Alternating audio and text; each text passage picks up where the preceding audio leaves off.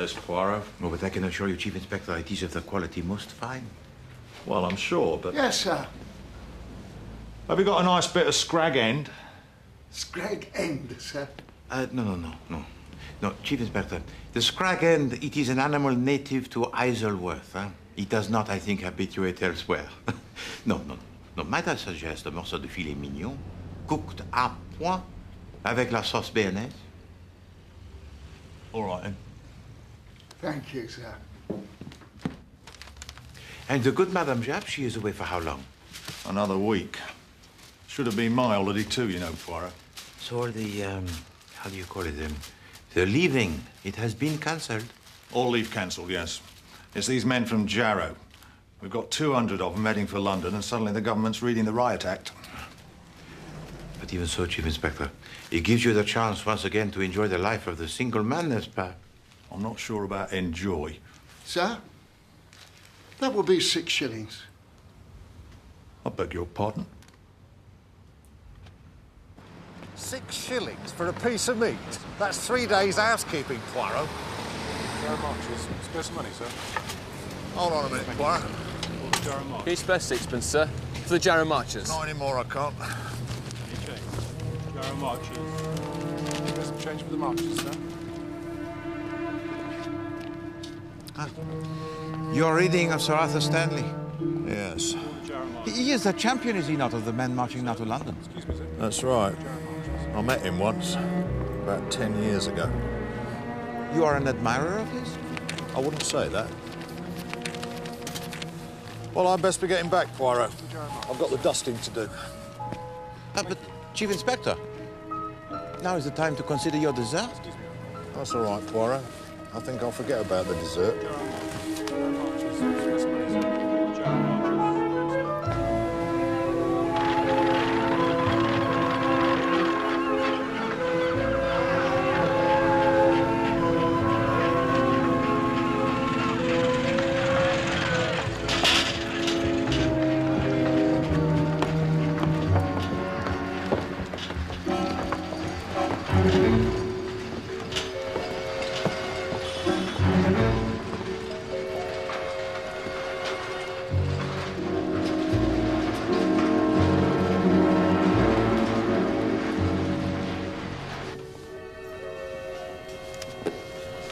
American? That's right. Sally Finch. On holiday? No, I'm studying English literature. I've just had a week's vacation in Amsterdam.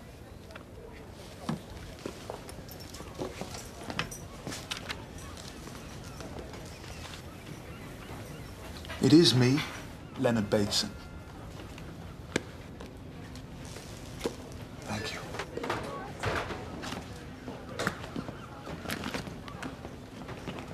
I should have warned you, Sally. They don't like young people, students or foreigners. Are you two travelling together? Yes. Well, let's have a look inside there.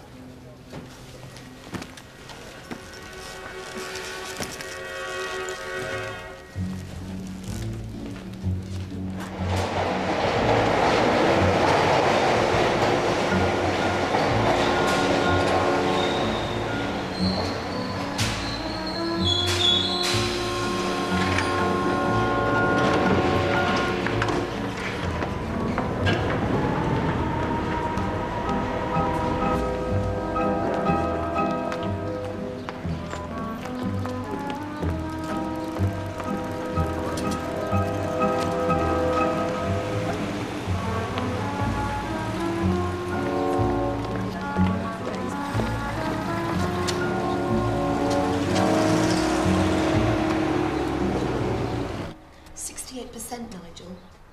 That's the number of jobless in Jarrow. Where is Jarrow? Oh, but that's just the point. That's why they're marching here. Ah, welcome back, the weary travellers. How was Amsterdam, Sally? Oh, it was wonderful. It was just the journey back. It was hell. Do you know, they nearly arrested me for smuggling. Smuggling what? 100 cigarettes. Well, maybe that's why the police are coming here then. The police? They're not coming here, are they? Guilty conscience, Celia? What do they want? I don't know. Ma Hubbard told me just now. They're investigating something. Maybe it's something to do with all these thefts. It's about time. They wouldn't call the police for that, would they? I don't know. Anyway, I have to make a call. I'll see you. You seem to have rattled our American friend, Patricia. Maybe she's the one with a guilty conscience. They're sending a constable this evening. It's about some poor man shot in Soho. The police think he was a foreigner. Maybe a student. And that's why they're checking here. Yes, they're visiting all the student hostels. As if we don't have problems enough. It's still happening, then? Yes. I mean, a stethoscope, cigarette lighter, bracelet, box of boracic powder. The list goes on and on. You know, I could have a word with Mr. Poirot. Oh, no. Don't be silly, Felicity, dear. No, it's our problem. We'll deal with it. Ah, there you are. Good afternoon, Mrs. Nicolettis. I don't believe you've met my sister. Oh, sister, no. It's you I must speak with, Mrs. Hubbard. These bills. I was just about to leave. Oh, please, Mrs. Nicolettis, can't this wait? All right. You can stay. We can talk tomorrow or the day after, but soon, before I ruin... That was Mrs. Nicolettis. She owns the hostel. Nicolettis. That's a Greek name, isn't it? Yes. I suppose that explains it.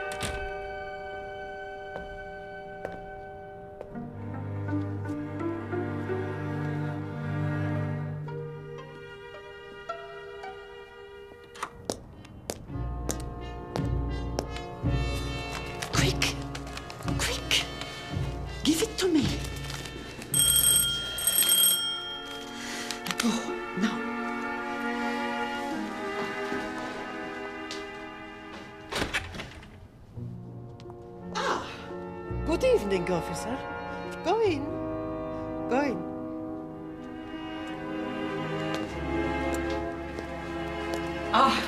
Good evening, officer. Do come through. The students are waiting for you if you'd care to come this way.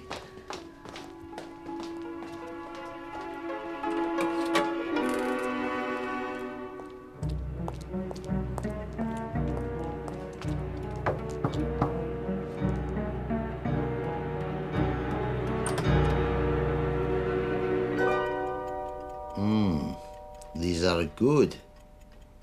The best yet.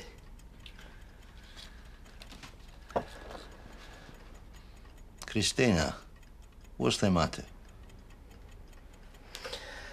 I'm frightened, Georgios. I have enough. You're afraid? What of the police? No, not the police. I'm losing control.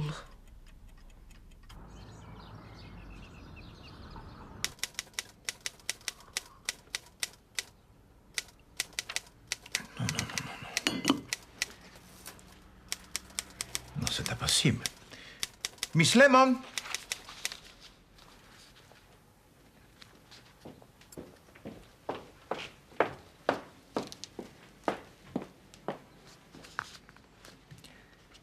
Miss Lemon, there are 3 mistakes in this letter.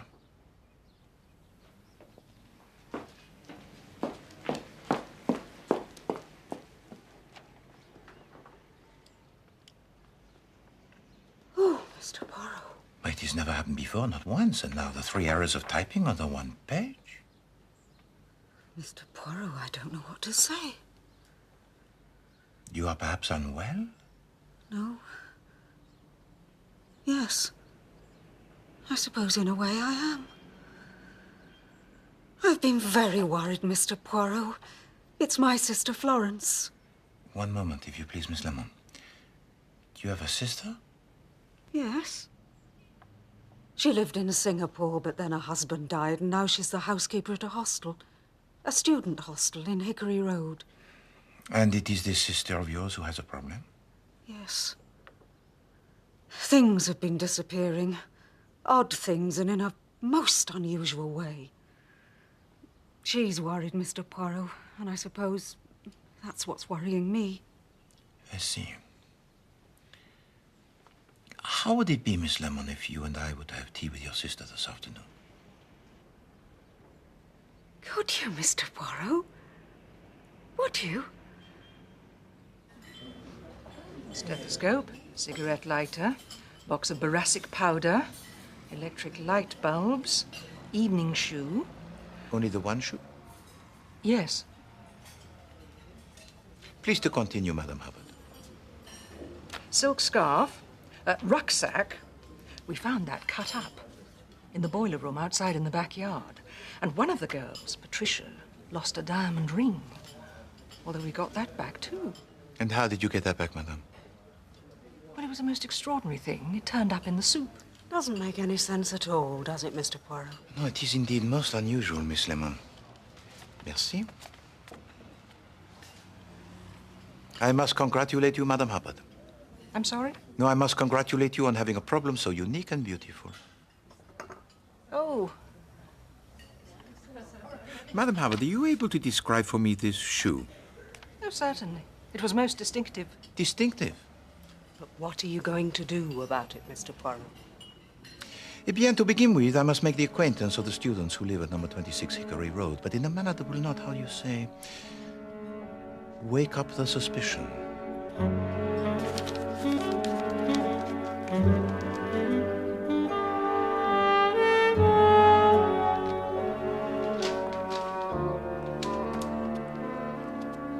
Mrs. Hubbard, who is this man, Hercule Poirot? Mr. Poirot, Mrs. Nicolettis. He's a famous private detective. A private detective? Here, in my hostel? Well, the students will be very interested. You don't have any objection, do you? No. Why should I object to Mr. Poirot? You'll be able to come, won't you, Patricia? Oh, yes. I'll be here. No. You don't understand, Celia. Look, I could murder someone if I wanted to, but only if there was no motive. How can I understand when you don't explain it to me, Colin? But I have explained it. Have you heard about this great detective we've got coming to see us? Yes, Val, I saw Ma Hubbard just now. Certainly got Colin going, I'm afraid. I'm just saying murderers get caught because they have a motive. Take away the motive and they are invisible. That's a horrible thought. Is there any milk left, or has that been stolen as well? I finished it. If you ask me, that's what we need here, a detective. Oh, come on, Patricia. No, I hate it here. Always wondering what's going to vanish next. Maybe this Mr. Poirot will be able to sort it out.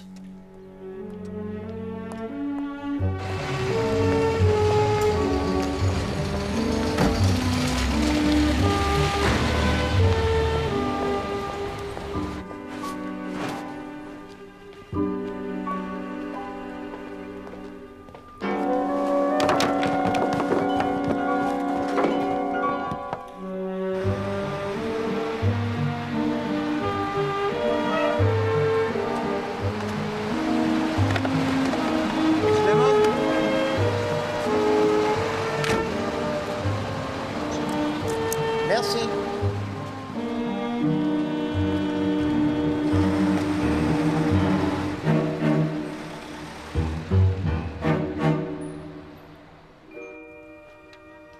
I'm Celia Austin, Mr. Poirot. I'm on a part-time course in chemistry. Colin McNabb, psychology. I'm Patricia Lane. I'm studying politics. I'm Sally Finch. I'm here on a Fulbright scholarship, studying English Lit. Valerie Hobhouse, studying fashion and creating it. Leonard Bateson, soon to be Dr. Leonard Bateson, studying medicine. And I'm Nigel Chapman, studying medieval history and archaeology. Well, if that's the introductions over, let's have the soup, Ma. I'm starving. Are you going to talk to us about crime, Mr. Poirot? After the supper? Oui. That is indeed my intention. You know, Colin thinks he'd make a good detective. Or a good criminal. Well, why not? If you understood the psychology of a crime the way I do, then you could disguise it. And that way, you would never be caught. What a frightening thought. Yes, indeed. But it is wrong. Why? Because the little grey cells, they see everything.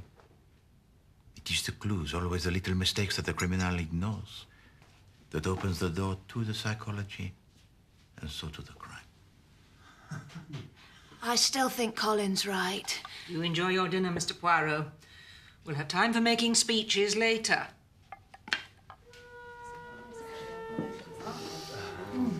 That's dinner, Mr. Poirot. It come from my hometown.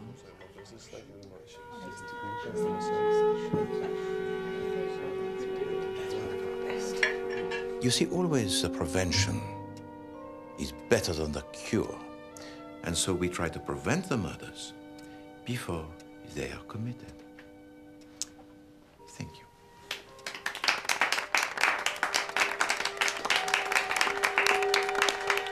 Now, has anyone got any questions? Yes, I have one.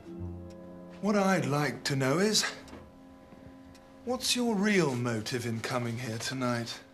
Really, Len? Oh, come on, Ma. You arranged this dinner at short notice and with Mr. Poirot, of all people. You've come to investigate us, haven't you? There hasn't been a murder here, has there? No. It's about all the thefts, isn't it? That's why he's here. Oui. That is indeed why I am here, mademoiselle. Well, I'll be. Well, it's either Mr. Poirot or the police. We have to do something. Yes, but what can you do? Move in and spy on us? No. But I can begin with the return of something to its owner. S'il vous plaît, Miss Lemon.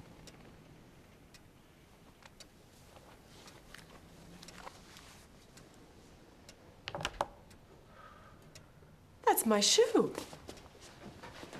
My lost shoe. How the hell did you do that? You haven't got my lighter, have you? And my stethoscope. Where did you find it, Mr. Poirot? Ah, Mademoiselle Patricia, it was you, was it not, who had lost a diamond ring? Yes, but I found it again. In my soup. And the soup, it was served then in exactly the same manner as it was tonight? Yes. To hell with the ring. Tell us about the shoe. Miss Lemon. Acting on Mr. Poirot's instructions, I picked it up this afternoon at the London Transport Lost Property Office. How did you know to look there? A simple process of deduction, mademoiselle.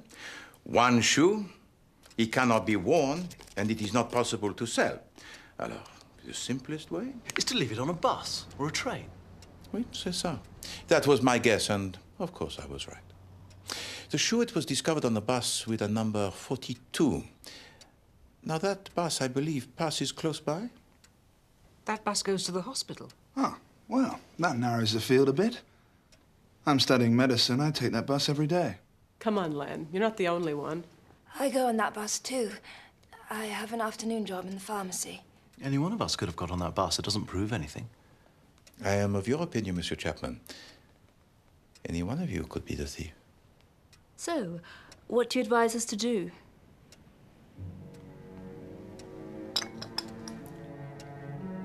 There is something here at Hickory Road that I do not like. It causes me to fear. The rucksack that is cut to pieces, that is not nice. You ask my advice? It is this. Go to the police. Go now, madame. No time can be lost.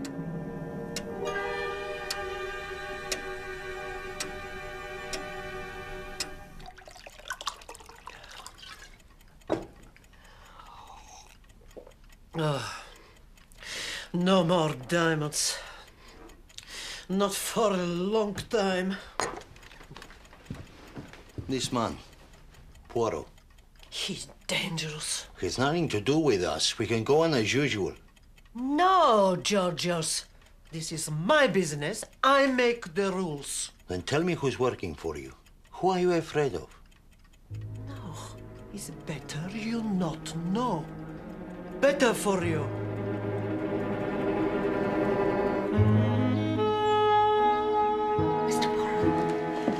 Celia Austin and Colin McNabb are here to see you from Hickory Road. Please to show them in, Miss Lemon.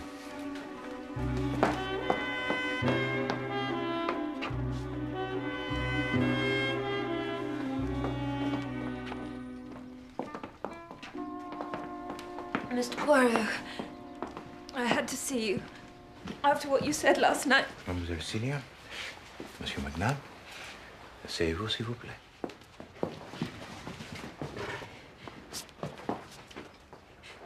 Mr. Poirot, I'm the thief. I took those things. No, you're not a thief, Celia. It's not the right word. I feel terrible. Look, she couldn't help it. It's a medical condition. It's not a case for the police. So you believe, mademoiselle, that you suffer from the medical condition known as the kleptomania? Yes, yes. I never meant to take anything, but I couldn't help it. Celia's going to return everything. I can't return the bracelet or the cigarette lighter. I put them down a gutter. But I'll buy new ones. And what about the stethoscope, mademoiselle? Where did you put that? I didn't take the stethoscope. I'd never take anything as expensive as that. But you stole the diamond ring belonging to Mademoiselle Patricia Lane, did you not? Yes, but it was a mistake. When I realized it was valuable, I returned it. Celia told me everything after you went last night. I think she's been very brave.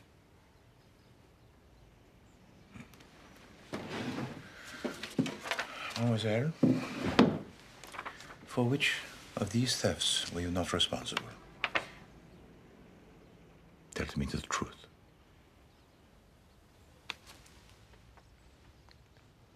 Not Len's rucksack. I didn't take that, and I didn't cut it up. Not the light bulbs. Not the brass powder. Come on. I hope you're satisfied, Mr. Poirot. I'm writing to Mrs. Hubbard to apologize, and I'm going to tell everyone. Listen, don't worry. From now on, I'm going to look after you. Mademoiselle, what you have done, it is good. No more talk of the police, then? As far as you are concerned, mademoiselle, no. Thank you, Mr. Poirot. Just talking to you, I feel better already. Mademoiselle, Monsieur McNabb, au revoir. Come on, Celia.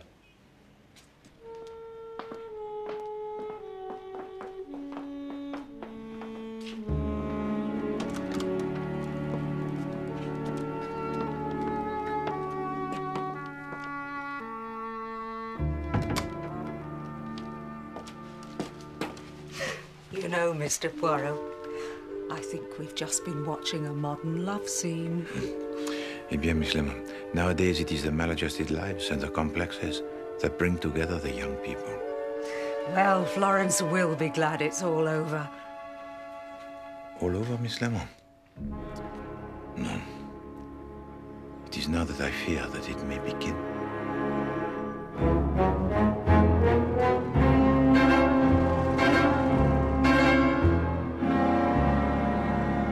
So, you went to see the great Monsieur Poirot?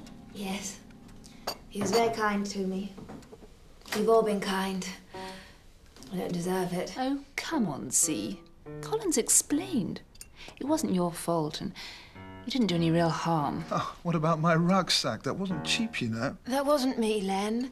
And I didn't take your stethoscope either. I told you. Then who was it? It's not up to me to tell you. But I know who it was, and I've spoken to them, and they've promised to come forward. Here you are, Celia. Thank you. Anyone else for coffee? No, thanks, Colin. I've got some work to do. Where is everyone tonight?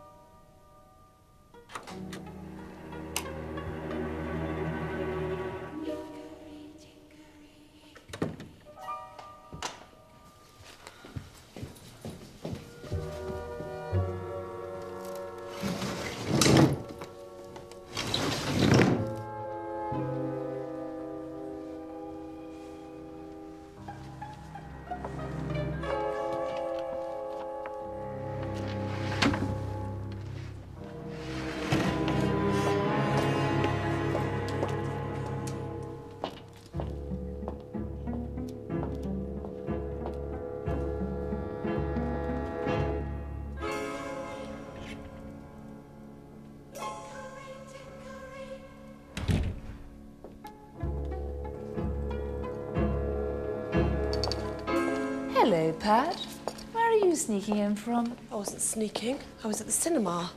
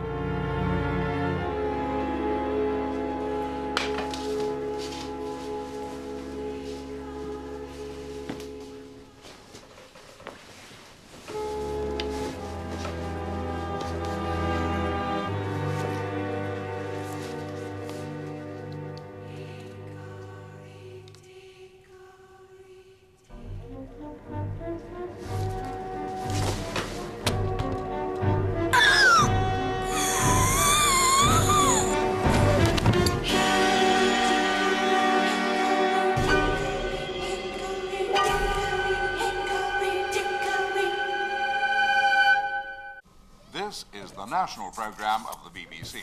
Here is the news. The Jarrow Marchers arrived last night in Bedford. They received a warm welcome from the mayor on behalf of his town. And in a special church service, prayers were said for their cause. The marchers are expected in London in 3 days' time for a rally in Hyde Park. They will also present a petition with 12,000 signatures to the Prime Minister. Jap here. Leaders of the march continue to emphasise the non-political Right, nature I'm on my way. They say the marchers are merely exercising their constitutional right to present a petition.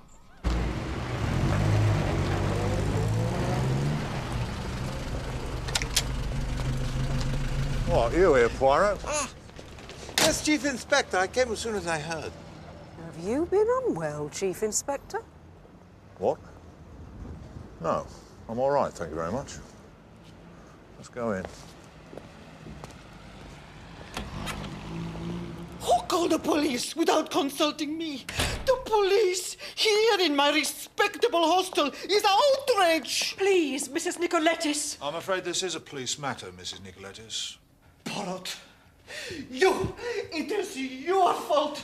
You come here to my hostel, you frightened my students with your accusation, and now see the result. Come on now, Mrs. Nicoletis. Let me take you upstairs. No, I'll not go. No, you'll not, my dear. Why did that detective come here in my hostel? Now, this paper, it is of a type used for the sleeping draught, is it not? And yet... Morphine? Indeed so. So Celia Austin was a kleptomaniac. She admits it to you, and now this. Yes. Could it have been suicide? The sleeping draught exchanged for the poison, no letter of regret? No, I think not, Chief Inspector. But who would want to kill her? And why? Poirot? See here, Chief Inspector, there is a fire escape.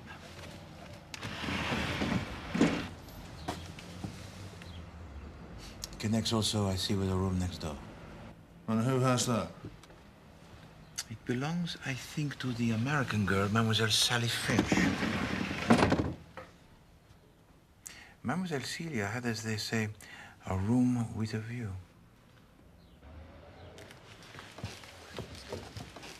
I do not believe that Mademoiselle Celia Austin was a kleptomaniac. Well, what was she then? I give it to you as my opinion that her pilfering of the petty objects was done with a purpose. What purpose? Well, let us suppose that Mademoiselle Celia had her feelings, eh? The strong feelings for a man whose passion was for the psychology, but that this man ignored her. Ah, you're talking about, what did you say his name was? Colin McNabb? Right. Well, let's go and see what he has to say. So, you're telling me that Celia did what she did just to attract me?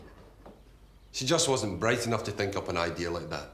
But you yourself were attracted to her, were you not, Monsieur Colin? She was a fascinating case. Was it suicide? No, Mr. McNabb. It would seem that she's been poisoned. Poisoned? With morphine. Morphine? That's not possible. Why not? I mean, nobody would want to kill her. Not Celia. You speak then of a murder without a motive? Well, I don't know. Monsieur Colin, you were with Mademoiselle Celia on the evening of her death? Yes. Did she say anything then which you might now recall in view of what has occurred? Well, there was one thing. It was to do with the thefts. She said she knew who had taken Len's rucksack. I don't suppose she gave you a name? No. She said she had spoken to someone, but... Oh, come on, for heaven's sake. Colin, my God, so it's true. I only just heard. Who are you? Nigel Chapman, I live here. You're a student? Yes.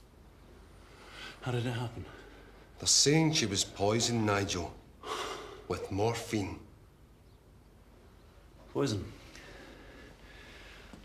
I don't think it's worked out quite as you expected, has it, Mr. P? Do you have any idea who might have wanted to kill Miss Austin? No. You sure it wasn't suicide?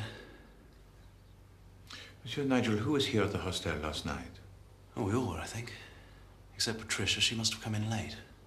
I think someone got into her room and put it in a sleeping draught. In her room? Last night? There is something you wish to tell us, Monsieur Nigel? Well, yes. Look, I don't want to be a snitch. This is a murder investigation, Mr. Chapman. Yes. Well, my roommate, Len Bateson, I saw him go into C's room. At what time? It was about an hour after dinner. I was just having a bath. But look, Len would never hurt anyone. I'm sure there's a perfectly simple explanation. I may be wrong, Poirot, but it seemed to me that the mention of morphine meant something to those two. Chief Inspector, the morphine, from where do you think it had come? You tell me. Miss Lemon? This girl, Celia Austin, didn't she say she worked in the pharmacy at the hospital? Exactement.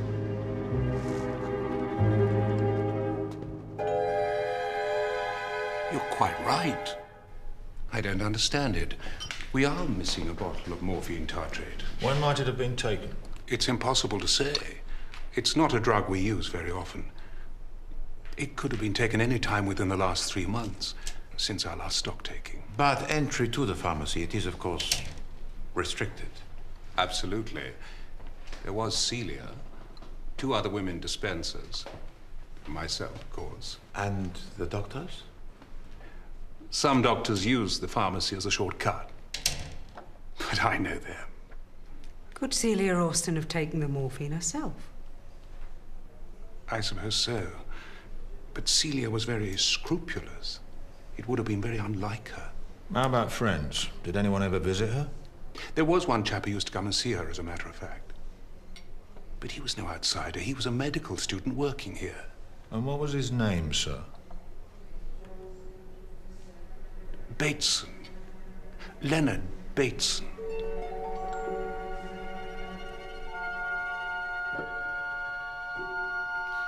Monsieur Leonard, you and Mademoiselle Celia were on the terms amicable? We were friends, yes. And sometimes you visited her in the pharmacy? What? And stole the poison while I was there? Come on, Mr. Poirot, what do you take me for? What were you doing in her room last night? Who said I was? You'd be well advised to answer my questions civilly, Mr. Bateson. You can't intimidate me, Chief Inspector. Yes, I did go into her room. I was looking for my stethoscope. But Celia didn't take the stethoscope. I mean, that's what she said. But it cost me a packet, and I wanted to be sure. You mean you searched her room? I had a quick look round. It wasn't there. Monsieur Leonard, you have not yet asked what poison it was that was stolen. You tell me. Morphine tartrate. But it wasn't me. On to hell with you. I didn't take anything. Where is her? Just stand back, please, and give us a chance. Give us more. Have you examined Sir Arthur yet, Doctor? Not yet. How long will Sir Arthur be staying here, Doctor? I have no idea. Will he be well enough to meet the Jarrow Marches next week, Doctor? Really, Mr. Poirot, these young people, they've no respect for anyone. It is a symptom of the modern age, Miss Lemon. My God.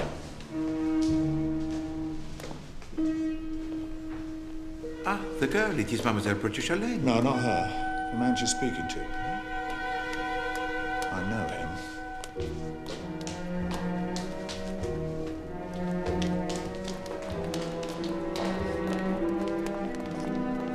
Mr. Poirot? Mademoiselle Patricia. Miss Lane, that man you were just speaking to. He's a friend of Sir Arthur Stanley's. Well, you must have heard. He's just been admitted here. You know Sir Arthur? No, but I'm studying politics. Sir Arthur Stanley's always been something of a hero of mine. He's changed British politics. Why do you ask? No reason. Mademoiselle, you have heard, of course, about the death of Mademoiselle Celia Austin. Yes. I've just come from Hickory Road. Mrs. Hubbard told me. It's ghastly. Tell me, Mademoiselle, you were not present at the hostel last night? No, I'd been out. I came back late. So you didn't see anything that might help us? Well, there was one thing. I don't know if it means anything, but as I got back, I noticed somebody coming out of the window onto the fire escape. The fire escape? I don't want to get anyone into trouble. Miss Lane? I know. It was Sally. Sally Finch. I've often thought there was something strange about her. And it was her. I'm sure. Do you know where we could find her?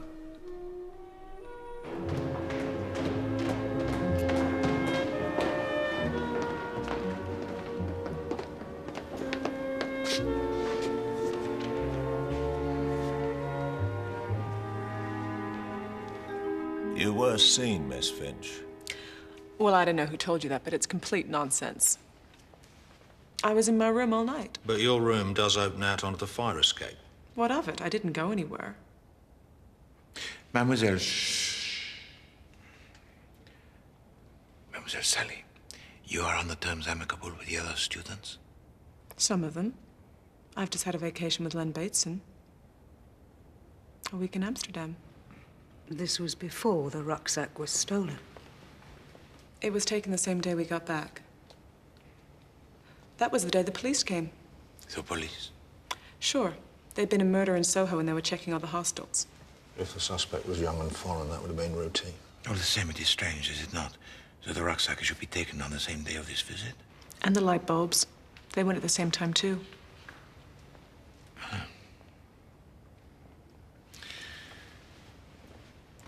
Mademoiselle Sally, you are here, I understand, on a Fulbright scholarship. That's right. And, you are studying, I see, John Keats? Yes. He's my speciality. Let me see. And like a dying lady, lean and pale, who totters forth, wrapped in a gauzy veil. You know your Keats.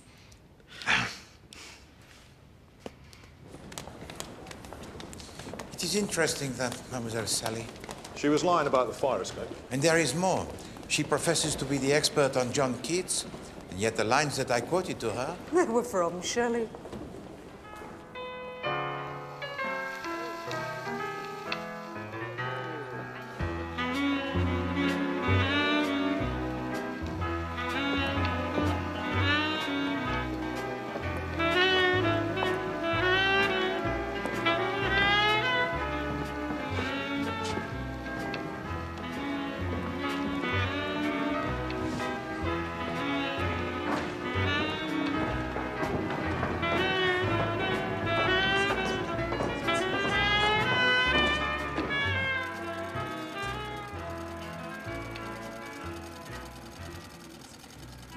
Poor Celia. She wasn't that bright or anything, but I liked her. You were close? We were friends, but we're all friends at Hickory Road. Tell me, Mademoiselle Valerie, what is it that you do here in the fashion house? At Sabrina Fair. I'm working with them for a year as part of my course, fashion and design. Ah, but then you assist in the... how do you say? The displays of fashion? Yes, and they take me abroad to Paris, Milan. I'm having a wonderful time. I'm sure. And, well, this particular dress, it is of your own design? Yes. Oh, Miss Lemma, regard. How beautiful. Did you make it yourself? Yes. What unusual stitchwork. One final question, if I may, mademoiselle. What's that? Would it be of significance if I were to tell you that the cause of death of Mademoiselle Celia Austin was poisoning by morphine? No. Not at all.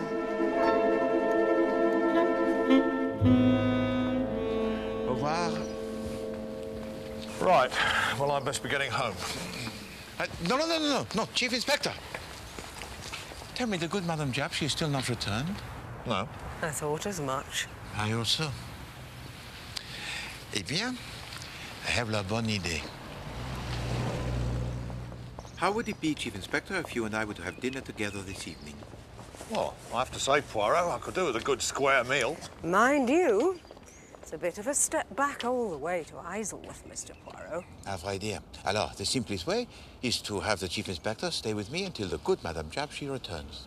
What? Stay with you? I can make up the spare bed.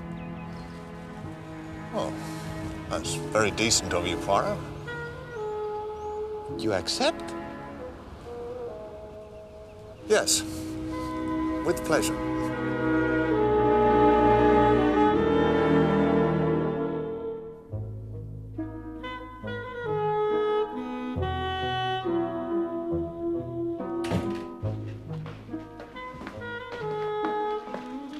You are settled in, Chief Inspector? Yes, thank you, Poirot. I put him in the back room, Mr. Poirot. Something smells good. Merci. It is mon assiette au saveur. It was a speciality of my mother when I myself was a student. S'il vous plaît, Miss Lemon? That's very kind of you, Mr. Poirot. Chief Inspector? What's that thing in the bathroom, Poirot? Comment? Like a foot bath. The bidet. Oh, bidet. It's got a sort of fountain thing in the middle. What's that for? It is of no significance. Nearly got a squirt in the eye when I turned it on. It is best not to tamper with it, Chief Inspector. It is broken. I will get the food. Must say, I'm looking forward to this, Miss Lemon. You look like a man in need of his dinner, Chief Inspector. That thing in the bathroom, though. It is best not to bother Miss Lemon with the deficiencies of our plumbing, Chief Inspector. Et maintenant, mon assiette au saveur. Voilà.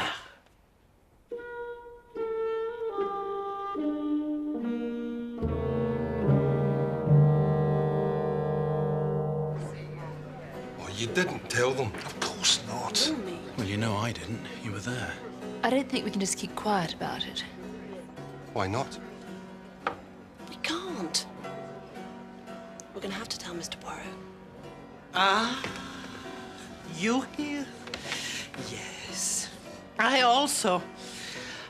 have one small drink. It's for my heart. Good night, Mrs. Nicolettis. I know what happened. It's wrong. That's right. I go to the police. I tell the truth before. No more death.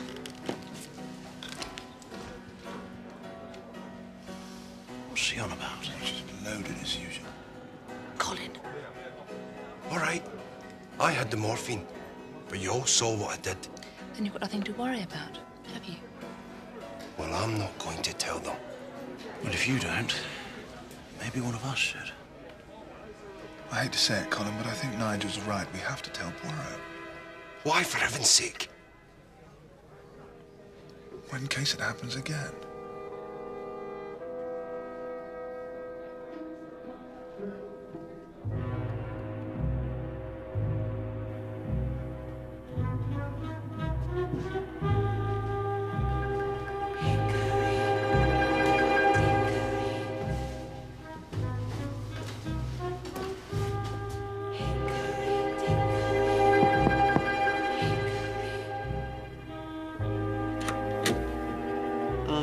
Monsieur, come in.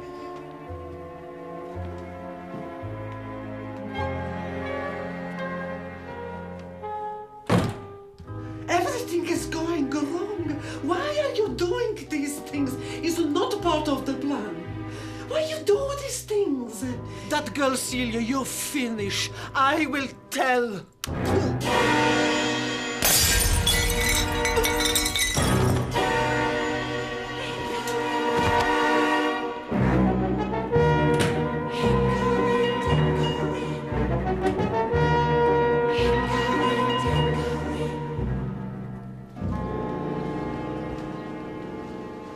Stabbed through the heart. With a precision that is medical, you might say, Chief Inspector. Now, there's a thought. Leonard Bateson's training to be a doctor, isn't he? Yes, indeed. What's going on, Poirot? First, Celia Austin pilfers a whole lot of useless things. It wasn't Celia who stole the light bulbs or the rucksack. No, but someone kills her. And now Mrs. Nicolettis, who owns the hostel and's got nothing to do with anything.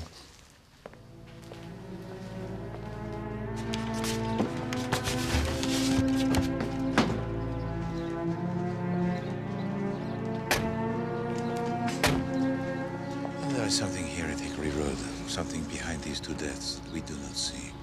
It's the middle of the night. The hostel's locked from the inside. Mrs. Nicolettis opens her door to whoever knocks. Then you believe it was one of the students? It had to be. Yes. But which one?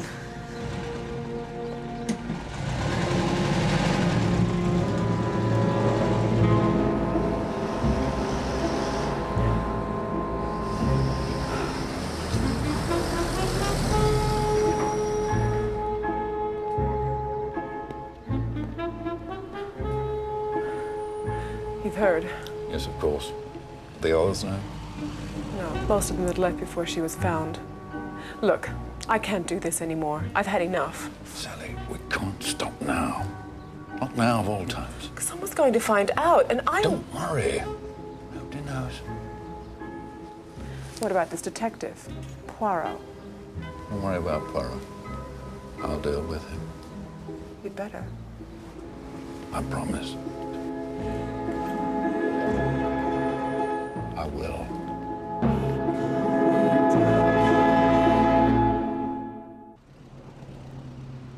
I never thought that it would come to this. First Celia, and then... Oh, it's like a world gone mad, Mr. Poirot. Come on, Florence. Mr. Poirot will sort it out, you'll see. What can you tell us about your employer, Mrs. Hubbard? Not a great deal. She was a very solitary person. I'd rather think... Well, I know it's a wicked thing to say, but I think she may have been a secret drinker. After all the bottles we found in her room, there's no secret about it. And you told me, I think, that she had other interests. Yes, 1 or 2 student clubs and a shop just across the road. Which shop is that? It sells luggage. A lot of our students buy rucksacks there. Rucksacks? Oh, yes, of course. The rucksack belonging to Monsieur Leonard Bateson. The one that was cut up? Yes. On the day that the police came to Hickory Road. Sir. Excuse me.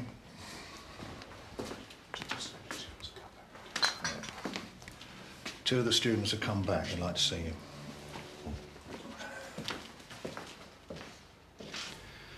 I feel like a rat coming to you.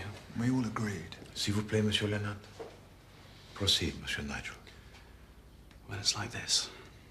About 6 weeks ago, we were talking about crime and murder. Who were? I'm sorry. We all were. Len, Pat, Celia, me, the whole hostel. Colin had come up with this theory about how anyone could get away with murder. And now this has happened. Yes, he spoke also of this to me. At the dinner, you remember? Yes, well, we were ragging him about it, and then somebody asked him how he would go about killing someone. And Colin said poison. Poison? Yes. I said it would be impossible to get hold of a lethal poison, but Colin disagreed. And that was when we made the bet. What bet? Colin said he could produce enough poison to kill someone, and he could do it in a week. You mean he stole some poison? It was morphine tartrate. He produced it a week later. None of us believed him at first. It was just white powder. I had a look at it. It was what he said it was. And this poison, what happened to it after the bet? It was one. Well, Colin kept it for a few days, but we were all so nervous about it. In the end, he flushed it in the toilet. Did you actually see him do this? Yes. He did it in front of us. Now, let me get this straight. Colin McNabb stole a phial of morphine tartrate just to prove a point. Yes. I'm sure it's not as bad as it seems. Personally, I don't see how it could be worse. I was just proving a point, that's all. Tell me, Monsieur Collins, the poison, from where had it come? Isn't it obvious? From the pharmacy at the hospital. Celia Austin gave it to you? No, I took it myself. It was easy. I'd been to the hospital, and I seen how busy it was. And I knew I just had to wait for the right moment. Yes, well, I did date it. All it took was a white coat and a stethoscope. That's human psychology for you. To anyone who looked, I was just another doctor passing through. And the stethoscope, from where had that come? I pinched it, if you must know. It was Len Bateson's. So that also was not the work of Mademoiselle Celia Austin? No, as she told you. What happened to the stethoscope? I left it in the hospital. I will get my new one eventually. What's all the fuss about? I didn't do anything wrong. It was theft, at the very least. I mean, I threw the poison out. Ask Nigel or Len. They were both there. But you kept it, did you not, for at least 1 week? Yes. And everyone in the hostel knew that it was in your possession? Yes, but... Oh, wait a minute. You think somebody might have taken it and swapped it with something else? Oui, with a boracic powder, which was harmless. That was one of the items that was also stolen. And I threw away boracic powder? Who had access to your room, Mr. McNabb? Anyone. I don't keep it locked. And look, I was just proving a point, Chief Inspector. I didn't mean any harm.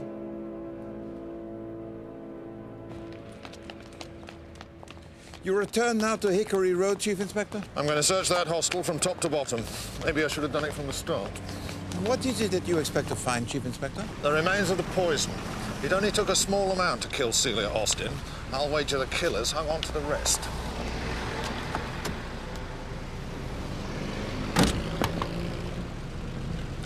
That interview with Monsieur Colin McNabb, it explains at last why the boracic powder and the stethoscope, they were both stolen. Yes? And all that remains is the rucksack belonging to Monsieur Leonard Bateson. What, and you think that's more important than the poison that killed Celia Austin? No, but I believe it was the reason why she was killed. Hickory Road. Taxi! Hickory Road.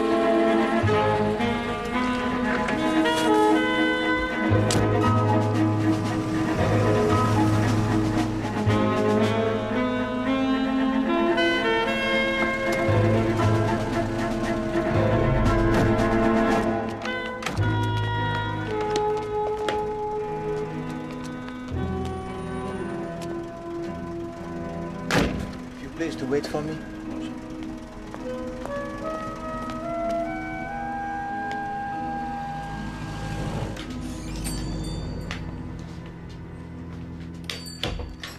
Good morning, sir.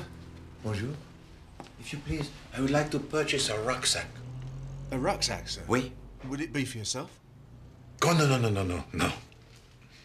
It is for my nephew. This is the deluxe model. The Imperial, sir. It's very sturdy, but light. C'est vrai. And this model of rucksack, it is your most popular?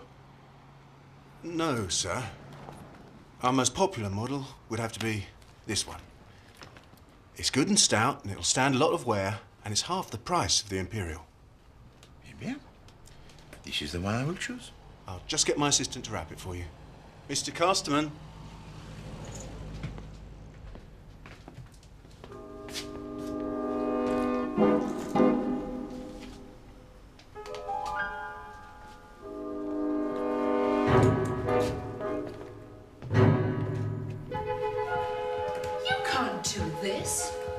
If you'd told me about that stolen poison earlier, Miss Hobhouse, I wouldn't have had to.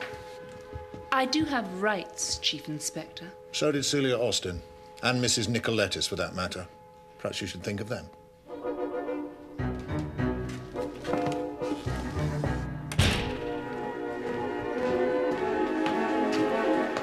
Val, what's going on? It's the police. They're searching the whole place. They can't. They've just finished in my room. Now they're in yours.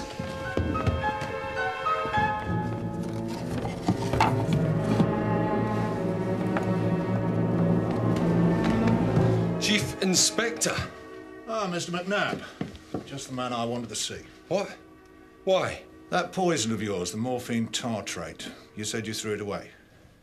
I did. Then how do you explain this? What is it? I think you know what it is, Mr. McNabb.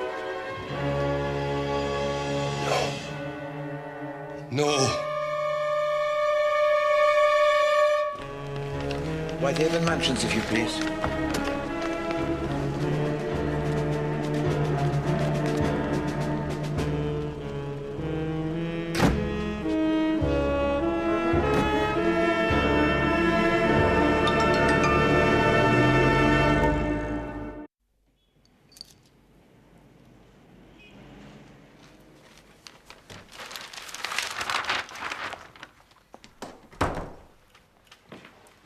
Bonjour, Chief Inspector. How did you sleep? I didn't. But with Monsieur Colin McNabb arrested for the crimes, you should have slept to perfection. Actually, Poirot, it's the central heating. But it was on to the full extent, mon ami. Exactly.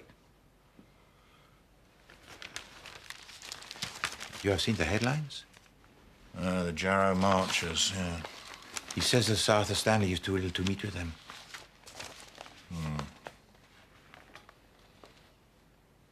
You told me once that you met Sir Arthur Stanley. Yes. It was on a matter for the police?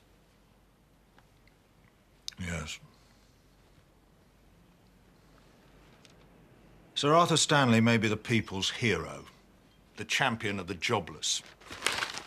But 10 years ago, he murdered his wife. Comment? Yes. And it was rather similar to this Celia Austin business. I'll tell you how it happened. Sir Arthur Stanley was already famous. He'd just become an MP. Anyway, his wife was found dead from an overdose of her sleeping powder, and although I was only an inspector then, I was called in to investigate. They had a big place over in Richmond, and the two of them had lived there with their son and a couple of maids. It could have been an accident. That's what everyone thought. But there was something about Sir Arthur that, I don't know, got my wind up. Who was in the house with your wife last night, Sir Arthur? Oh, look, I've already answered all these questions. Please, sir.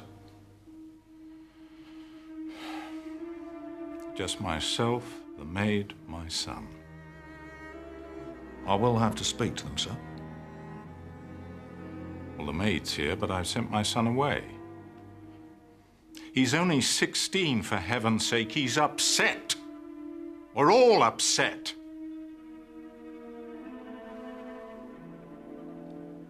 And who actually gave your wife her sleeping powder, Sir Arthur? No one gave it her. She took it herself. She measured the dose? No, I did. But it was the correct dose, I'm sure of it. Then, how do you explain what happened, sir? Well, it's simple. She took the first dose, but she took it too early. And then she forgot she'd taken it, and she took another one. So, it was an accident. I'd never heard such a feeble story in all my life. He was hiding something, that was for sure. But I wasn't going to be given the chance to find out what. Just what do you think you're doing, chap? This is Sir Arthur Stanley we're talking about. You don't investigate a man like that unless you've got a damn good reason, and as far as I can see, you haven't got any reason at all. Sir Arthur Stanley had some pretty powerful friends high up in the Labour Party and in the police. I was pulled off the case. It was an accident, and that was to be the end of it. But I knew I was right, so I went back to the house one last time. Still don't know what I expected to find, but I'll tell you this, Poirot, I struck gold. He was talking with his solicitor, a man called Endicott. I had to do it. I had no choice. Yes. But can you live with it? God help me, I don't know. I don't know. Endicott, promise me you'll never tell. I saw it with my own eyes. Yes. The two of them in it together. And it was this Monsieur Endicott that you saw at the hospital yesterday? Yes. That's one face I'll never forget. What do you think was in the letter that passed between them? I don't know. Some means of protecting himself, maybe. But as sure as eggs is eggs, Sir Arthur killed his wife. But what would have been the motive for Sir Arthur to have committed this murder? Money. Lady Stanley was a rich woman in her own right. And he got everything. Endicott knew that, of course. And what did you do? There's nothing I could do. I wasn't meant to be there. I couldn't prove what I'd seen and heard. I was off the case. You realise I could get the push for this. Len, it's important to me. Oh, yes, I know, I know. You and Sir Arthur Stanley. Anyone would think you were related or something. I've read everything he's ever written. His whole life's work. I have to meet him. Just once. I can give you 5 minutes, pal. That's all. Thanks, Len. He's gonna die, isn't he? He's very sick.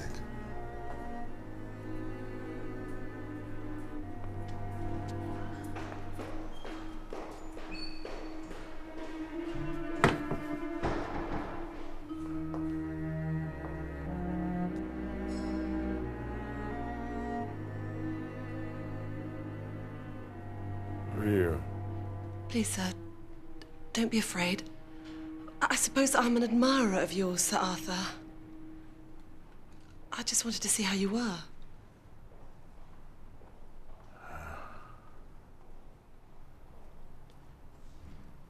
You've done so much for this country. With the Labour movement. Your stand against Mussolini. Your support of the Jarrow marchers. Baldwin won't see them, you know. Won't see them. Too scared. They don't need Baldwin. They need you. You're their voice. Not now. You'll get better, sir. You're needed. Was. Yes. Great days.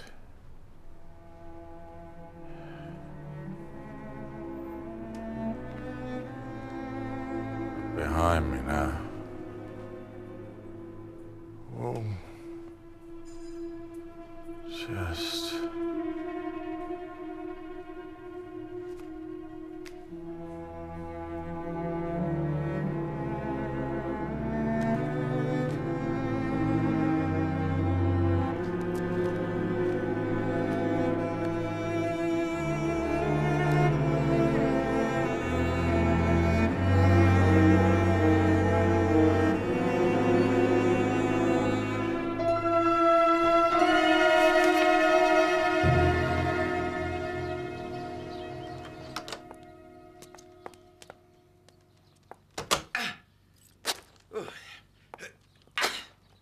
Mr. Poirot?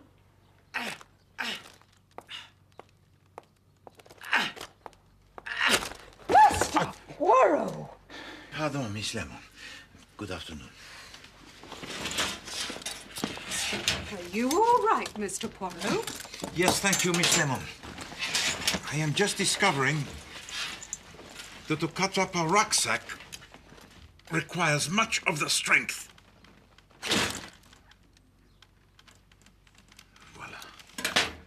What is it?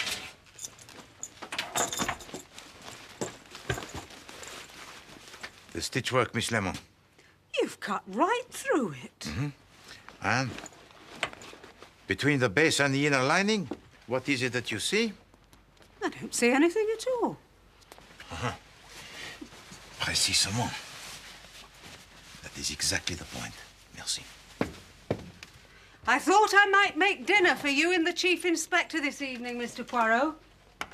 Merci beaucoup. The Chief Inspector, he has an appetite that is most healthy, n'est-ce pas? That's what I thought, Mr. Poirot. Merci. 7:30 as usual. I shall return within the hour.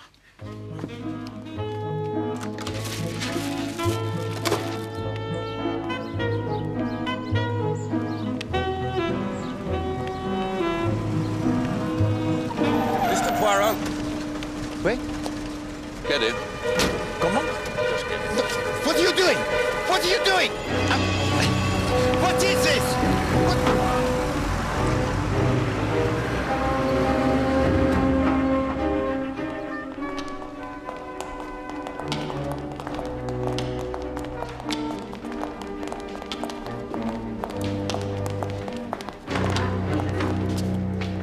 Come in, Mr. Poirot.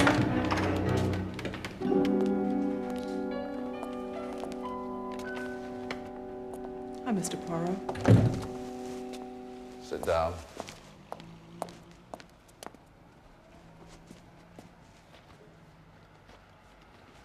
My name is John Casterman. Sorry for the way you were brought here.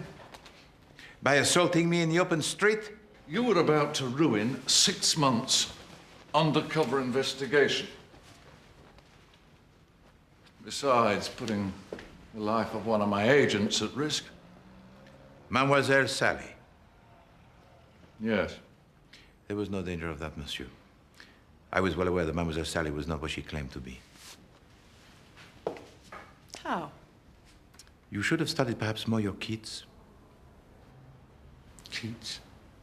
Tell me, Monsieur Casterman, this work of yours, it involves investigating the smuggling, n'est-ce pas? Yes. Diamonds. From Amsterdam and Paris. We know who's buying them, but we don't know who's bringing them in, and that's our first priority. And it was for this reason that you were working in the shop with the rucksacks in Hickory Road? Yes. To keep an eye on the students intending to travel. We think it's the students who are bringing them in. The trouble is we don't know who they are. I would suggest that that is something of which they themselves are not aware. I don't understand.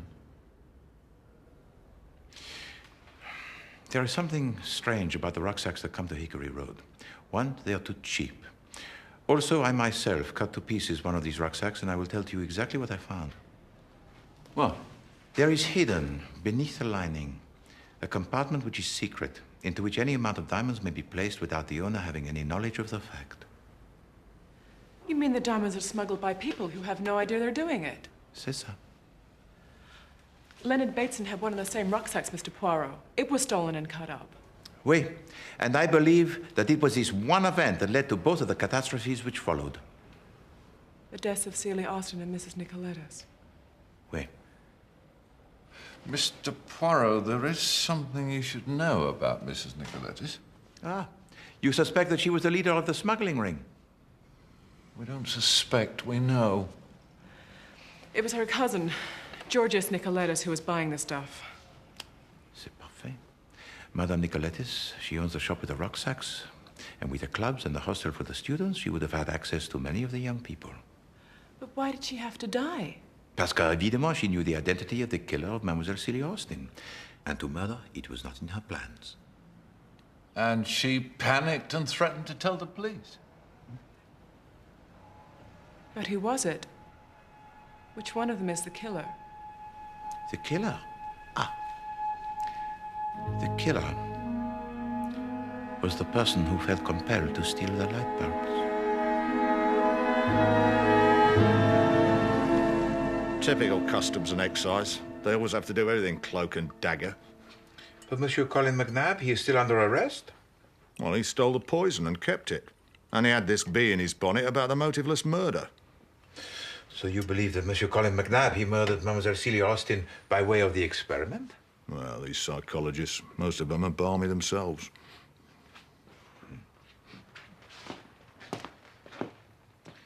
Your health, Chief Inspector. I don't suppose you've got a nice glass of beer, have you, Poirot? No. Besides, the syrup of the banana, it is better for the appetite. Santé. Cheers.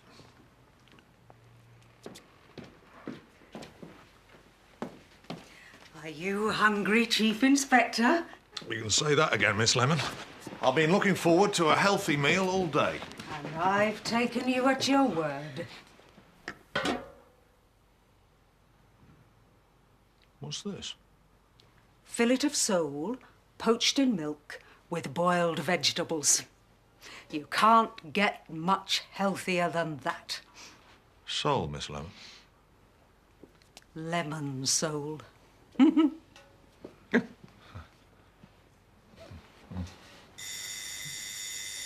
can that be at this time of night? If you please, Miss Lemon. Asseyez-vous, Chief Inspector.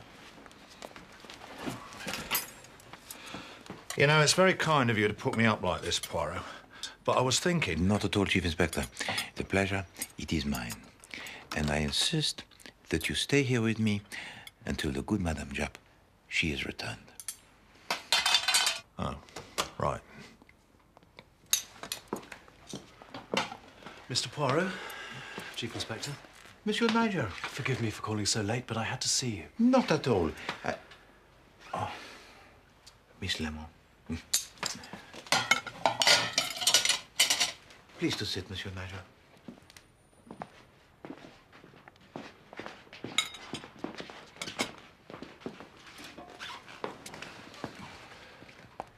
Mr. Poirot, you've arrested the wrong man. Ah, it was not I who arrested Monsieur Colin McNabb. What makes you say that, Mr. Chapman? It's not me. I've just been talking to Pat, Patricia Lane, and she knows who put the poison back into Colin's room. She's saying he's been framed? Yes, and she knows who by. Well, who? She wouldn't tell me. She says I'd never believe her. Why didn't she come here herself? She's frightened. Very frightened. Well, she didn't want me to come, but I said that... What now?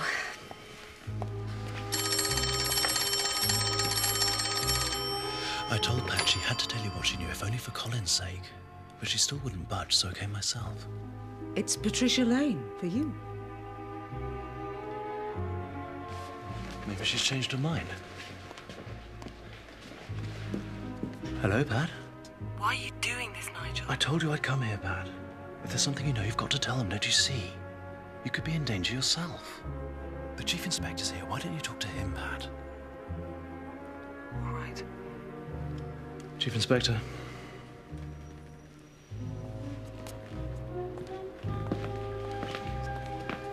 Miss Lane? Is that Chief Inspector Japp? Yes, this is Japp.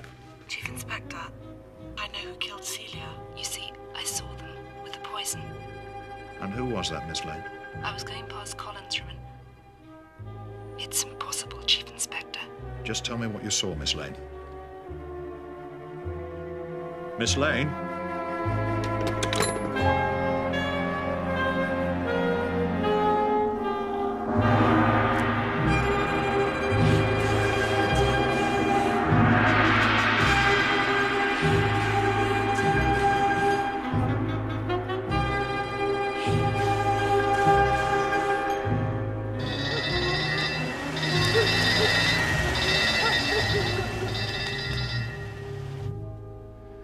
Why didn't she come with me?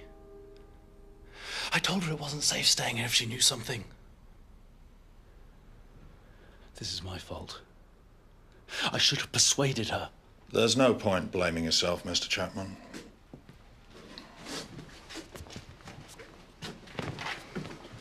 She wouldn't tell Nigel Chapman what she knew, but maybe she'd tell somebody else. Sir.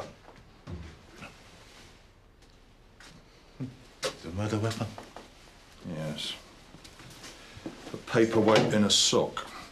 Simple but effective. Yes, indeed.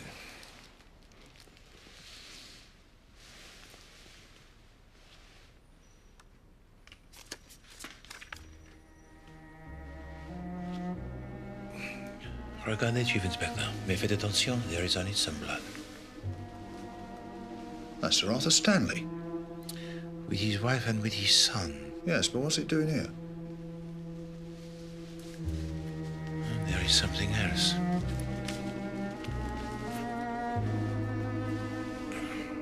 There is trapped in the fingernail a hair.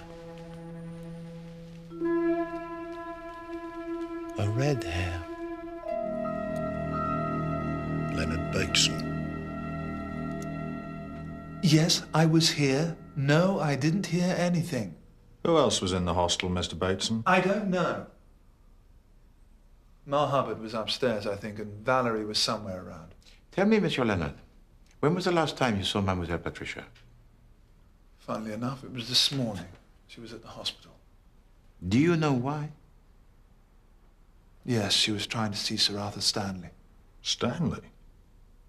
Were you able to assist her? Yes. I sneaked her in for 5 minutes. She'd always admired him, and she just wanted to see him, that's all. Chief Inspector, without doubt, it was from Sir Arthur Stanley that came the photograph. Wait a minute, Poirot. You're not saying that all this has got something to do with Stanley, are you? But it was you who said the same thing.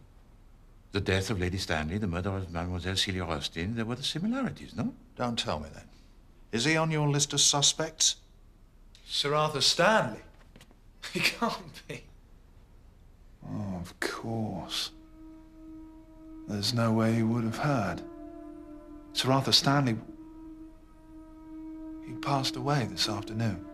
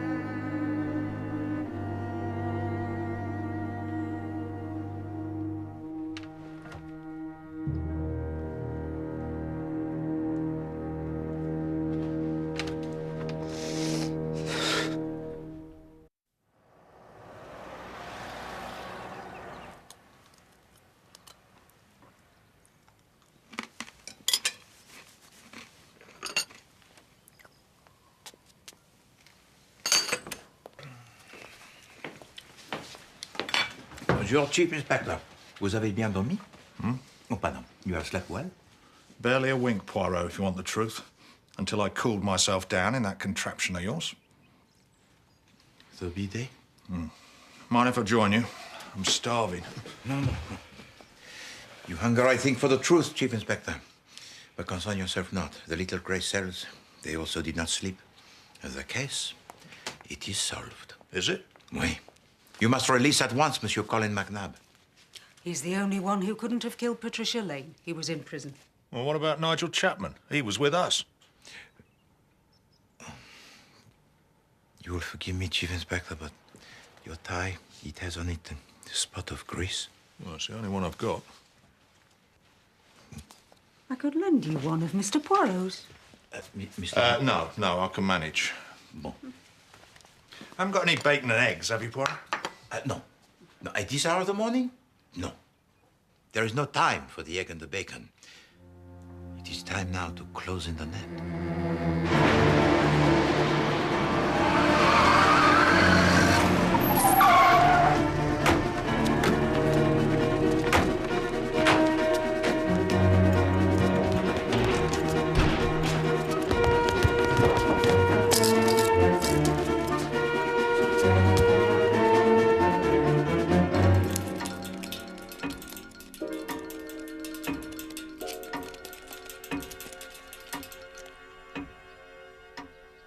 There is no mystery as to who was stealing most of the objects from number 26 Hickory Road, or why. Mademoiselle Celia Austin confessed herself to me in the presence of Monsieur Colin McNabb. She pretended to be the kleptomaniac, but in fact it was only to attract the attentions of Monsieur Colin McNabb that she embarked on this exercise. I still think that's nonsense. It's true. C would never have thought up an idea like that on her own. No, and I believe that the idea was suggested to her. Suggested to her? Who by? By the very same person who arranged for the safe return of the diamond ring belonging to Mademoiselle Patricia Lane. But the ring turned up in Val's soup. Anyone could have put it there. No, for I will tell you what I observed when I came here to the dinner. Madame Hubbard prepared and brought to the table the soup. And I saw then that for the diamond ring to be found in the soup of Mademoiselle Valerie, only two people could possibly have placed it there. Madame Hubbard or Mademoiselle Valerie herself. And if it was me? Then you must have received the diamond ring from Mademoiselle Celia. You're right. What? Oh, Colin. Celia was mooning after you like a little ghost. But you never even looked at her. So I said to her, become a case. Something he can study. Then maybe you'll have more luck. It certainly worked. Oui. But was it not the idea to steal items only of the little worth? Yes, but then she went and pinched that ring from Pat's room. I could see at once how much it was worth and thought the police might be called in. And so Mademoiselle Celia gave you the ring to return to Mademoiselle Patricia Lane? That's right. That business about the soup was my idea. This is all very well, Mr. Poirot, but is this going to tell us who killed C and Mrs. Nick and Pat? Have patience, Monsieur Chapman, je vous en prie. When she came to visit me, Mademoiselle Celia Austin claimed responsibility for only some of the thefts from number 26 Hickory Road. S'il vous plaît, Miss Lemon. She admitted taking the shoe, the bracelet, the silk scarf, the cigarette lighter, the cookery book, and the ring. And we can also eliminate the stethoscope, which was removed by Monsieur Colin. What? Len, I can explain. I was going to pay you back. He used it most ingeniously when he took from the pharmacy also the poison. That just leaves 3. Wait. The last 3. And at this point, I would like to introduce you to Monsieur Casterman, who for many months has been investigating this hostel. Investigating us?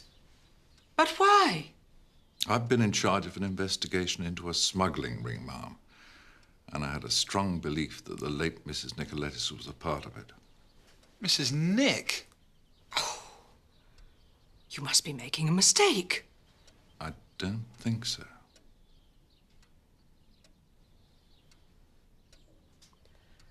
It's true, Ma. Sally? I work for Mr. Casterman.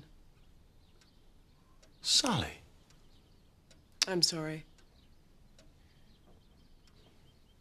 Mademoiselle Sally was seen leaving the hostel by the fire escape, and she used this means to report on the smuggling to Monsieur Casterman. What was being smuggled?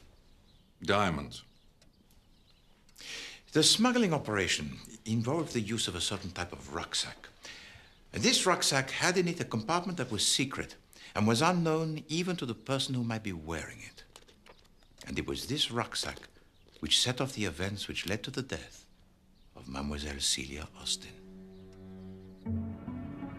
For on this day, a new assignment of diamonds had arrived from Amsterdam in a rucksack belonging to Monsieur Leonard Bateson. Perhaps the policeman he is coming to Hickory Road to investigate, using the death in Soho as an excuse to make a visit. The diamonds, they are quickly retrieved, and the rucksack disposed of. But our smuggler had also a fear. It is essential not to be seen. So instead, simplicity.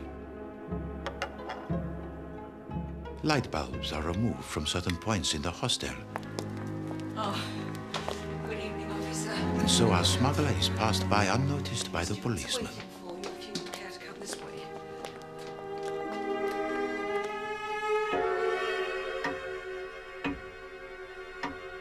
But for all this care, our perpetrator had been seen. Mademoiselle Celia Austin had a room which overlooked the boiler room in which the rucksack was found. She had seen everything.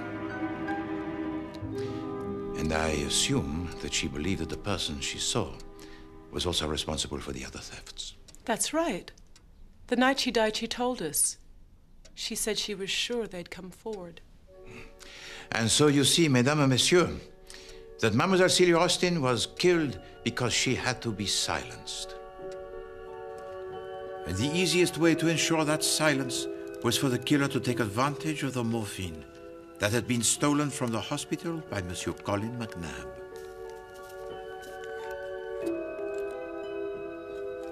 It was a simple task for the killer to enter her room and to exchange her sleeping draught for a dose of morphine that would be fatal.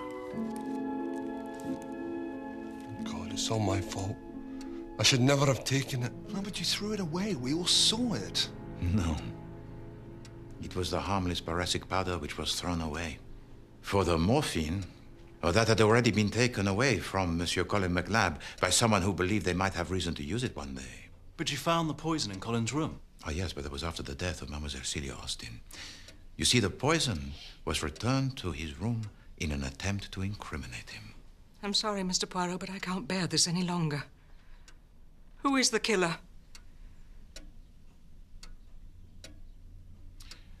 We have here two crimes. The smuggling and the murder. And it is with the smuggling we must begin. When I purchased the rucksack from the shop owned by Madame Nicoletis, I found in it a secret compartment which was used to conceal the diamonds. What is it? The stitchwork, Miss Lemon. You've cut right through it. The stitchwork, it was very distinctive. And it was the good Miss Lemon who had previously drawn it to my attention. What unusual stitchwork. I saw at once that the stitchwork on the rucksack was the work of the same hand. Your hand, Mademoiselle Valerie. Your work in the fashion house allows you to travel abroad most frequently, n'est-ce pas? You also displayed a certain knowledge of diamonds which I found most revealing. For example, you knew at once the value of the diamond ring belonging to Mademoiselle Patricia Lane. No, it's all wrong. You've got it all wrong. Why don't you leave her alone? I didn't kill anyone. No, not on your own. No. And I do not believe that you have the nature to kill, but you were not acting alone, were you, Mademoiselle? She had an accomplice? Oh, yes, Chief Inspector. Madame Nicolette, she was head of the smuggling ring, as was suspected by Monsieur Casterman. But she had more than one young person engaged in the business. So who else was there? There was a little clue left for us, Chief Inspector, with the third killing. The hair that was trapped in the fingernail of the dead girl. What was the color of that hair? It was red. Ah.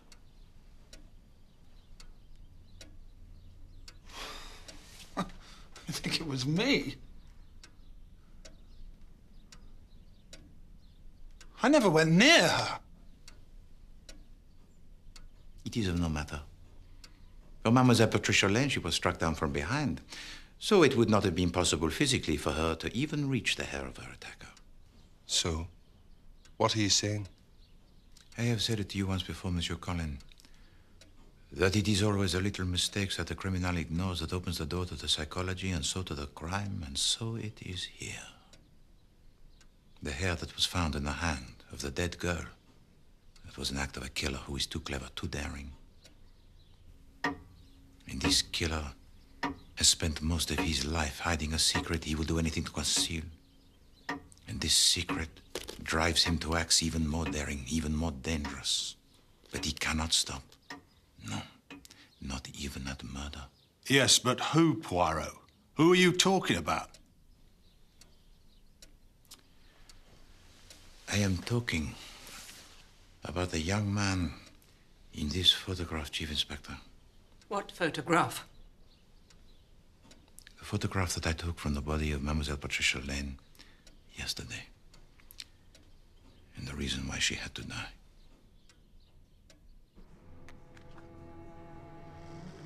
Mademoiselle Patricia Lane was a fanatical admirer of Sir Arthur Stanley. And it was when she visited him in the hospital that she found the family album from which she removed the photograph. But why did she remove this photograph, huh? Because she saw, to her amazement, the son of Sir Arthur Stanley, who was living at number 26 Hickory Road under a name that was assumed. What name? Who is he? Eh bien, now that I have removed the bloodstain from the photograph, which obscured the identity of his son, it is plain for all to see. For it is you, Monsieur Chapman.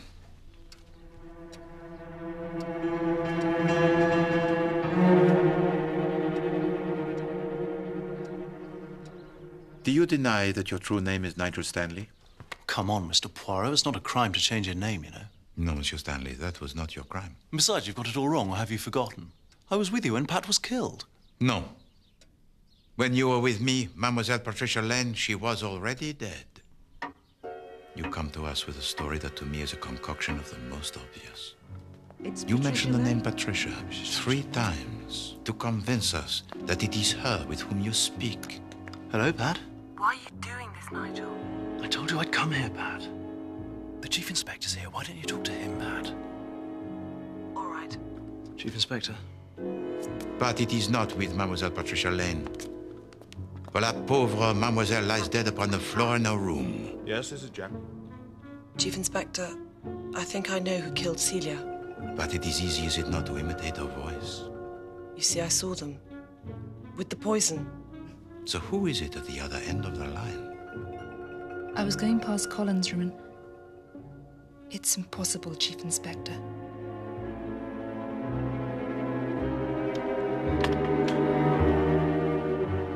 It is your accomplice, Mademoiselle Valerie Hobhouse.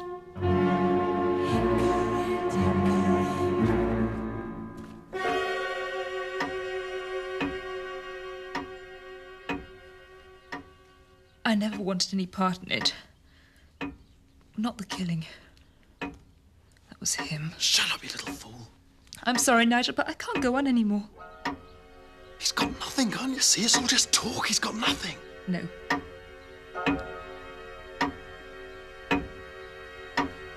I want to tell you everything, Mr. Poirot. I want to make a statement.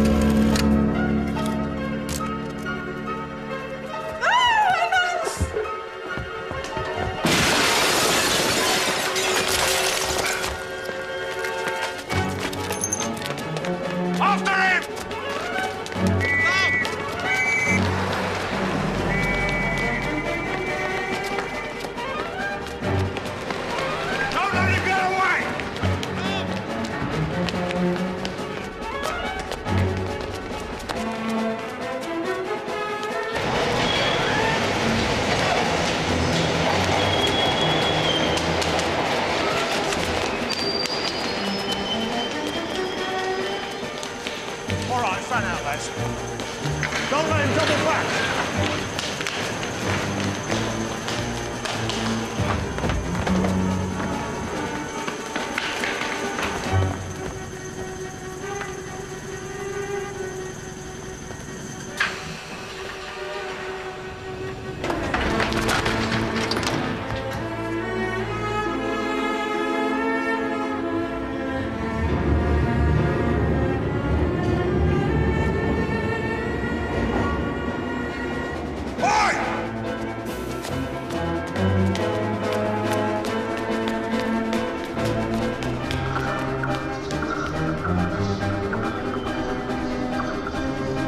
Son, you got nowhere to go.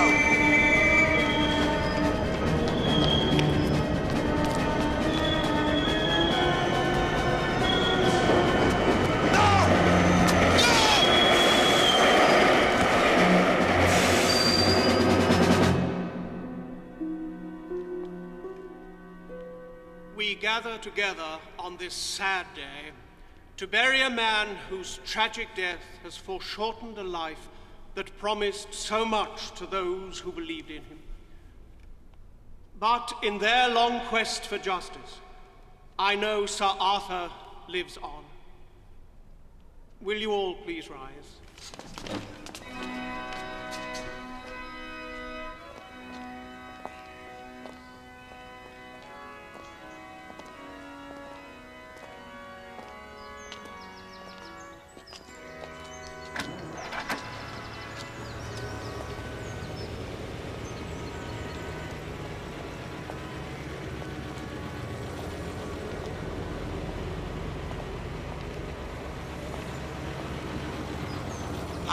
Monsieur Endicott. Mr. Poirot. You have reflected on what I've said? Yes.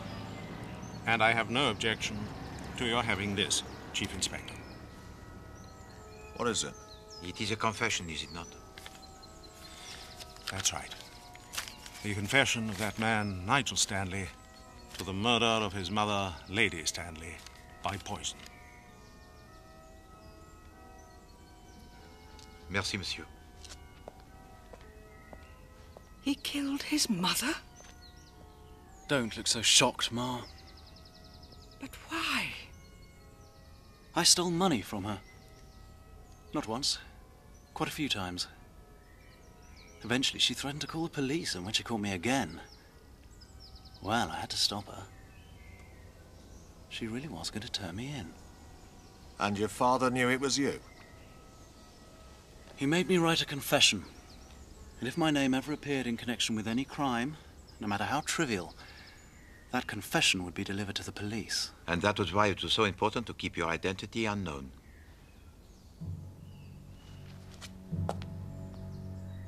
I think you'd better go and pay your respects. It was very nice of you to bring me, Chief Inspector. But I've really no respects to pay.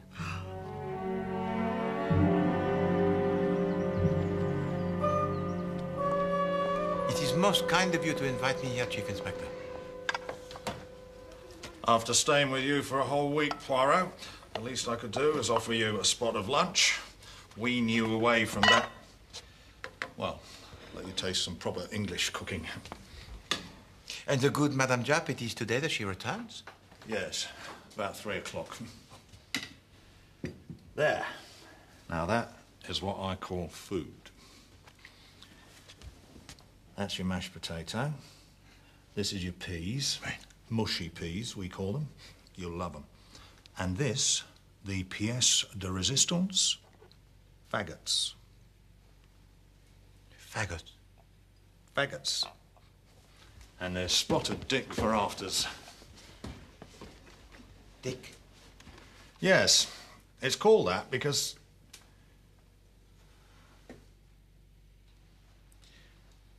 This is tragic, Chief Inspector.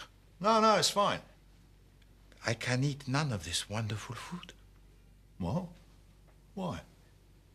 Because I have an allergy of the faggot. An allergy? Oui. I do not know how you say it in English, but in Belgian it is known as la phobie de faggot. I never heard of that. I'm so sorry, Chief Inspector. I should have warned you. Well, this is a blessed upset, I must say. Still, you can have some spotted dick. You haven't got a phobie to dick, have you? No.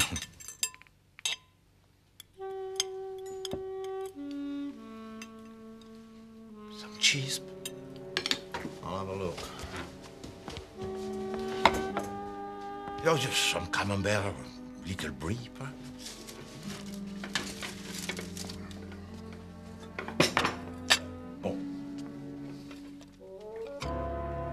Nothing like a nice bit of mousetrap.